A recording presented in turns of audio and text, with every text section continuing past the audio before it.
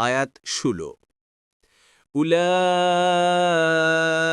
الذين ليس لهم في الآخرة إلا النار وحبط ما صنعوا فيها وباطل ما كانوا يعملون অনুবাদ তাদের জন্য আখেরাতে আগুন ছাড়া অন্য কিছুই নেই এবং তারা যা করেছিল আখেরাতে তা নিষ্ফল হবে আর তারা যা করত তা ছিল নিরর্থক তাফসির ১ নং ফুটনোটের বিবরণ অর্থাৎ প্রতিটি সৎকার্য গ্রহণযোগ্য ও আখেরাতের মুক্তির কারণ হওয়ার পূর্বশর্ত হচ্ছে সেটা একমাত্র আল্লাহ তাআলা সন্তুষ্টি লাভের জন্য করতে হবে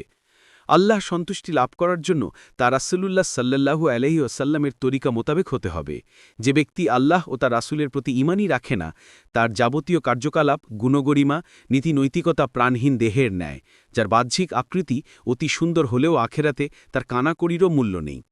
তবে দৃশ্যত সেটা যেহেতু পুণ্যকার্য ছিল এবং তা দ্বারা বহু লোক উপকৃত হয়েছে তাই আল্লাহ তাআলা এহানো তথাকথিত সৎকার্যকে সম্পূর্ণ বিফল ও বিনষ্ট করেন না বরং এসব লোকের যা মুখ্য উদ্দেশ্য ও কাম্য ছিল যেমন তার সুনাম ও সম্মান বৃদ্ধি হবে লোকে তাকে দানশীল মহান ব্যক্তিরূপে স্মরণ করবে নেতারূপে তাকে বরণ করবে ইত্যাদি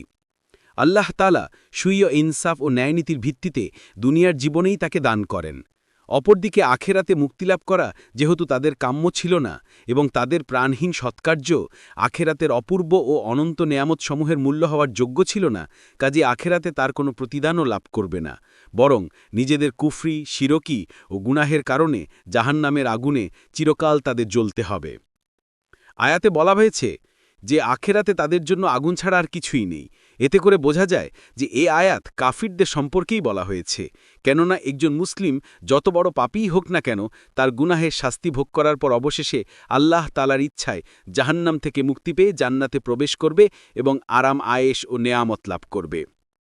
কোনো মুফাসসিরের মতে এই আয়াতে ওইসব মুসলিমদের অবস্থা বর্ণিত হয়েছে যারা কার্যের বিনিময়ে শুধু পার্থিব জীবনে সুখশান্তি যশখ্যাতি প্রত্যাশা করে লোক দেখানো মনোভাব নিয়ে কাজ করে এমতাবস্থায় অত্র আয়াতের মর্ম হবে এই যে তারা নিজেদের পাপের শাস্তি ভোগ না করা পর্যন্ত জাহান্নামের আগুন ছাড়া অন্য কিছুই পাবে না পরিশেষে পাপের শাস্তি ভোগান্তে তারাও অবশ্য সৎকাজের প্রতিদান লাভ করবে কুরতুবী সত্যনিষ্ঠ আলেমদের কারো কারো মতে অত্র আয়াতে ওইসব লোকের অবস্থা বর্ণিত হয়েছে যারা তাদের যাবতীয় সৎকার্যে শুধু পার্থিব ফায়দা হাসিল করার জন্য করে থাকে চাই সে আখেরাতের প্রতি অবিশ্বাসী কাফের হোক অথবা নামধারী মুসলিম হোক